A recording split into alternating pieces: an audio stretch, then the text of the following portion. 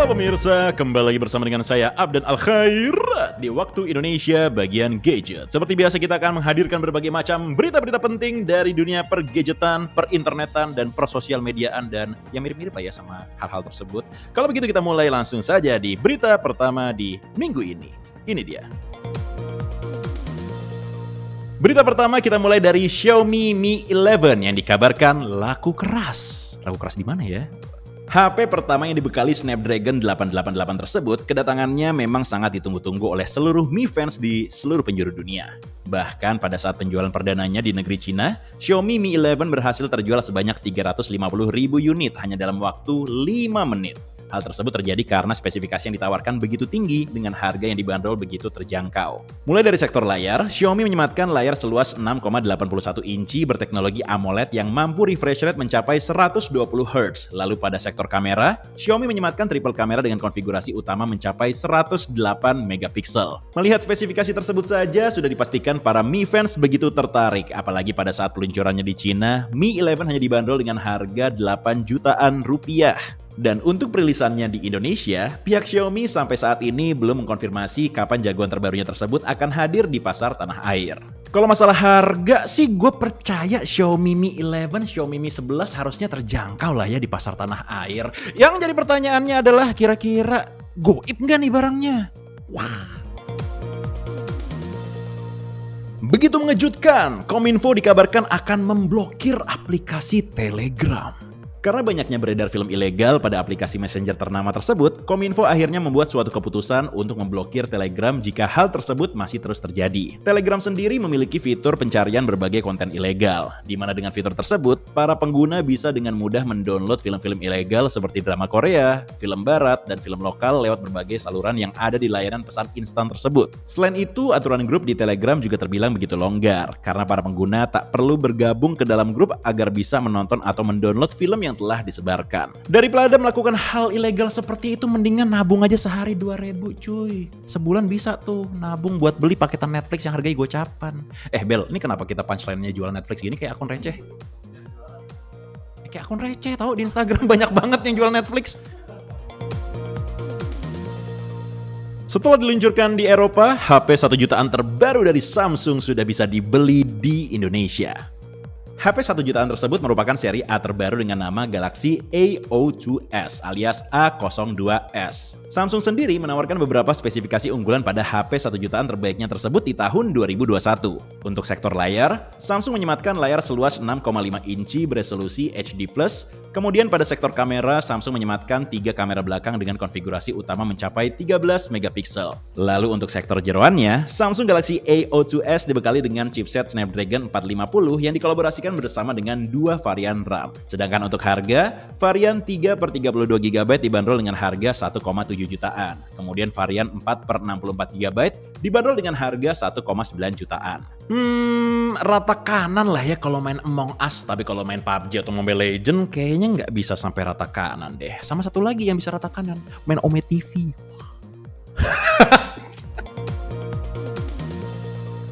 Aplikasi pelacak kontak COVID-19 buatan Indonesia dilaporkan telah mencuri data pengguna. Aplikasi bernama Peduli Lindungi buatan pemerintah tersebut dilaporkan rawan phishing dan malware yang bisa mencuri data pribadi penggunanya. Awal laporan tersebut bermula dari Citizen Lab asal Universitas Toronto. Menurut mereka, setelah menganalisis aplikasi Peduli Lindungi versi 2.2.2 untuk Android, grup tersebut menemukan adanya permintaan akses izin yang berlebihan yang membahayakan data pengguna. Juru bicara Kementerian Komunikasi dan Informatika atau Kominfo, Dedi Permani, menegaskan kalau aplikasi pemerintah tersebut aman untuk digunakan. Aman guys, tenang aja. Pakai Smadaf soalnya. Iya. Samsung akhirnya secara resmi mengumumkan peluncuran HP flagship terbarunya yaitu Galaxy S21. Seri flagship terbaru dari Samsung tersebut akan diluncurkan secara resmi oleh Samsung dalam acara bertajuk Galaxy Unpacked yang digelar pada tanggal 14 Januari 2021 mendatang. Lalu untuk di Indonesia sendiri, seri Galaxy S21 diketahui telah lulus uji tingkat kandungan dalam negeri atau TKDN pada tanggal 16 Desember tahun lalu. Dan menurut kabar yang beredar, ada 3 varian yang akan datang ke Indonesia, antara lain Galaxy S21 versi reguler, lalu Galaxy S21 Plus, dan Galaxy S21 Ultra. Dengan begitu, sepertinya seri Galaxy S21 akan bergulir di Indonesia tak lama setelah diperkenalkan pada tanggal 14 Januari mendatang. Dan untuk spesifikasi yang diusung, sepertinya belum ada kabar pasti jeroan apa yang akan dipasang oleh pabrikan asal Korea Selatan tersebut. Tapi yang paling hangat beredar adalah selain Samsung Galaxy S21 Ultra yang akan dipasangkan chipset Snapdragon 888 5G untuk versi Amerika Serikat dan akan ditopang dengan kamera utama mencapai 108 megapiksel, Samsung juga dikabarkan tidak menghadirkan charger. Ini kenapa ikut-ikutan iPhone dah? Seri terbaru dari Mi 10 akhirnya secara resmi rilis di India. Setelah memperkenalkan Mi 10C series secara global pada Oktober lalu, Xiaomi akhirnya secara resmi memperkenalkan Mi 10i 5G di India. Untuk masalah spesifikasi, pada beberapa sektor, Mi 10i memiliki spesifikasi yang sama dengan pendahulunya yaitu Mi 10C Lite. Sektor layar contohnya, Xiaomi membekali HP terbarunya dengan layar seluas 6,67 inci beresolusi Full HD+, kemudian layar tersebut juga bisa refresh rate sampai 120Hz layaknya Mi 10C Lite. Akan tetapi untuk masalah chipset, Xiaomi membekali Mi 10i dengan Snapdragon 750G yang dikolaborasikan bersama dengan RAM 6GB. Lalu pada sektor kamera, Mi 10i dibekali dengan kamera utama mencapai 108 megapiksel, di mana lebih besar dari Mi 10C Lite yang hanya dibekali dengan kamera utama mencapai 64 megapiksel. Untuk harganya sendiri di India, Xiaomi membandrol varian 6/64GB seharga Rp4 juta.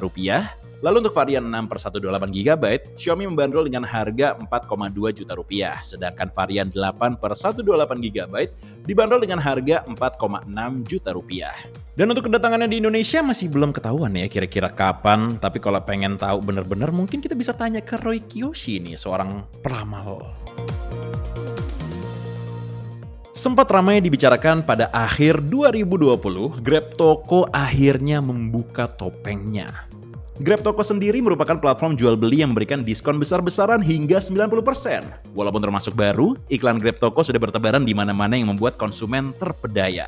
Setelah banyak laporan adanya penipuan, beberapa konsumen pun langsung mendatangi kantor platform jual beli tersebut yang terletak di Plaza 89 Rasuna Said lantai 12 yang ternyata adalah co-working space.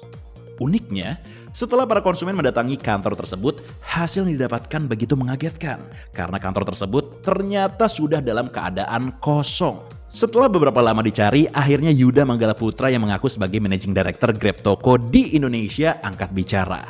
Menurutnya, Grab Toko telah ditipu oleh para investornya karena telah menggelapkan dana.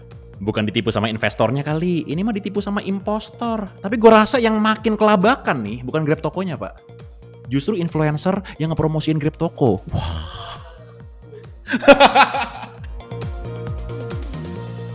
Belum dirilis secara resmi, skor Antutu dari Oppo Find X3 sudah beredar di berbagai media. HP yang digosipkan akan meluncur pada kuartal pertama di tahun 2021 tersebut nyatanya memiliki skor Antutu yang sangat tinggi bahkan sampai mengalahkan Xiaomi Mi 11 yang sebelumnya menjadi raja Antutu untuk saat ini. Hal ini diketahui setelah hasil pengetesan Oppo Pimo atau nama lain dari Oppo Find X3 menggunakan aplikasi benchmark Antutu. Pada gambar tersebut, Oppo Find X3 berhasil mendapatkan skor 771.491 poin, di mana lebih besar dari Xiaomi Mi 11 yang hanya mendapatkan skor Antutu sebesar 708.425. Bukan hanya mengalahkan skor Antutu dari Xiaomi Mi 11, HP terbaru dari Oppo tersebut juga telah mengalahkan rekor dari iQ7 yang saat itu mendapatkan skor 752.935 poin. Dengan raihan skor Antutu tersebut, Oppo Find X3 memiliki skor tertinggi sepanjang masa yang dikeluarkan oleh Antutu untuk sebuah HP sampai saat ini. Skor Antutu yang tinggi tersebut didapatkan tak lepas dari kinerja chipset terkuat saat ini yaitu Qualcomm Snapdragon 888 yang dikabarkan diduetkan bersama dengan RAM 12GB. Gitu dong, makin keren Oppo produk-produknya. Tapi yang jadi masalah apakah nanti pas udah dirilis chargernya dihilangin juga?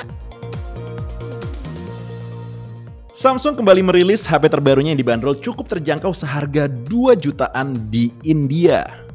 HP terbaru dari Samsung tersebut yaitu Galaxy M02s alias Galaxy M02s. HP yang sekilas mirip dengan Galaxy A02s tersebut masih dibekali dengan Snapdragon 450 yang digunakan sudah berumur 3 tahun lebih lamanya yang dibuat dengan proses fabrikasi 14 nanometer yang mulai tertinggal. Lalu pada sektor kamera, Samsung menyematkan 3 kamera belakang dengan komposisi kamera utama 13 megapiksel, kamera depth sensor 2 megapiksel dan kamera makro 2 megapiksel. Kemudian pada bagian baterai, Galaxy M02s dipersenjatai dengan baterai berkapasitas 5000 mAh yang dikolaborasikan bersama dengan teknologi fast charging 15 watt. Dengan beberapa spesifikasi tersebut, Samsung membanderol Galaxy M02s seharga Rp15.999 atau berkisar Rp2 juta. Harga 2 juta Snapdragon 450, mending kalian tonton episode daftar produk 7 HP gaming 2 jutaan deh. Soalnya di deretan HP-nya, chipsetnya itu ngeri-ngeri cuy. Cek aja nih, di link ada di sini. Oke? Buat kalian para gamers, sebaiknya harus terus memantau RRQ karena dikabarkan akan membuka divisi game baru. Setelah memberikan informasi terkait game League of Legends Wild Rift di Instagram, banyak yang beranggapan kalau RRQ akan menambah tim untuk game tersebut. Menurut Andrian Paulin, selaku CEO tim RRQ pada inet.detik.com, terdapat beberapa game yang menarik perhatian. Tapi sampai saat ini, belum ada kabar pasti apakah RRQ akan menambah divisi lagi atau tidak dan divisi tim game apa yang akan dibentuk. Sejauh ini, tim RRQ sudah memiliki 6 divisi game, diantaranya ada Mobile Legends, PUBG Mobile, Free Fire, FIFA, Valorant, dan juga Fortnite. Ini kalau gue perhatiin divisi gamenya udah banyak banget. RRQ nggak mau buka divisi game Candy Crush gitu? Atau Zuma? Atau The Sims? Atau Gardenscape?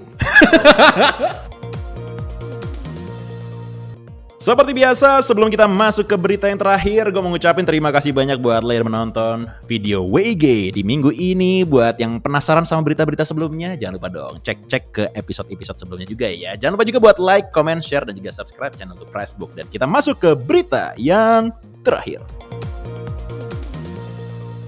Tak ingin kalah dengan Samsung, Realme juga turut aktif dalam rilis HP terbaru nih Pressbook Mania. Karena pada beberapa hari yang lalu, Realme meluncurkan HP terbarunya di Cina yaitu Realme V15. Berada di kelas menengah, Realme menyematkan HP terbarunya tersebut dengan spesifikasi di atas rata-rata dari kelasnya. Sebut saja pada bagian layar, Realme V15 dibekali dengan layar seluas 6,4 inci berteknologi Super AMOLED yang menjanjikan visual yang lebih jernih dan tajam untuk para penggunanya. Tidak sampai di situ, Realme juga membekali layar tersebut dengan dukungan refresh rate mencapai 60 Hz. Lalu pada sektor jeroan, Realme V15 dibekali dengan chipset Dimensity 800U yang sudah mendukung konektivitas terkencang saat ini yaitu 5G.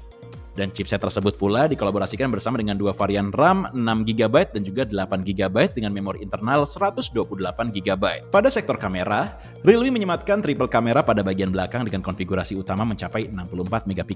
Dan untuk baterainya sendiri, Realme menyematkan baterai berkapasitas 4310 mAh. Dengan berbagai keunggulannya, pada saat perilisannya di China, Realme membanderol HP terbarunya tersebut seharga Rp3,2 juta untuk varian 6/128GB dan Rp4,3 juta untuk varian 8/128GB. Harga 3 jutaan, chipset mumpuni, RAM 6GB sudah cocok lah ya buat masuk ke Indonesia. Walaupun belum tahu kira-kira masuknya kapan gitu. Tapi ya sekarang adalah waktu yang paling tepat untuk Anda-Anda semua pada nabung ya, biar bisa kebeli gitu ntar pas lagi udah rilis.